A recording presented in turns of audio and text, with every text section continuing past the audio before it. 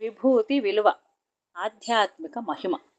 ఒకప్పుడు పార్వతీదేవి విహారానికి వెళుతూ తాను ధరించడానికి ఆభరణాలు, ఐశ్వర్యమును అడిగింది శివుణ్ణి.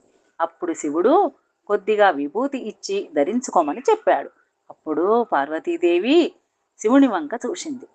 అప్పుడు శివుడు, నువ్వు ఈ విభూతి ధరించి కుబేరుని వద్దకు వెళ్ళు, దీని విలువ తెలుసుకొనిరా అని చెప్పినట్లు పురాణాల్లో చెప్పబడింది. ఆ విభూతిని చూసిన కుబేరుడు దాని విలువను అంచనా వేయలేకపోయాడు. ఎందుకంటే అది సాధారణమైన బూడిద కాదు, పరమశివుని కరుణకు ప్రతీక, జీవితం నశ్వరమనే సత్యానికి గుర్తు, భక్తుని అహంకారాన్ని దహనం చేసే పవిత్ర తత్వం. విభూతిని త్రాసిలో పెట్టినా దానికి సమానమైన ఐశ్వర్యం తూగలేకపోయిందని కథ చెబుతుంది. అప్పుడు పార్వతీదేవికి తెలిసింది, భగవంతుని అనుగ్రహం ముందు భౌతిక సంపదలన్నీ చిన్నవేనని. విభూతి అంటే కేవలం శరీరానికి పెట్టుకునే బూడిద కాదు, అది మనిషికి మూడు గొప్ప సత్యాలను గుర్తు చేస్తుంది.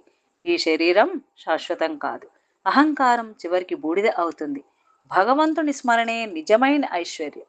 విభూతి మనకు వినయాన్ని నేర్పుతుంది.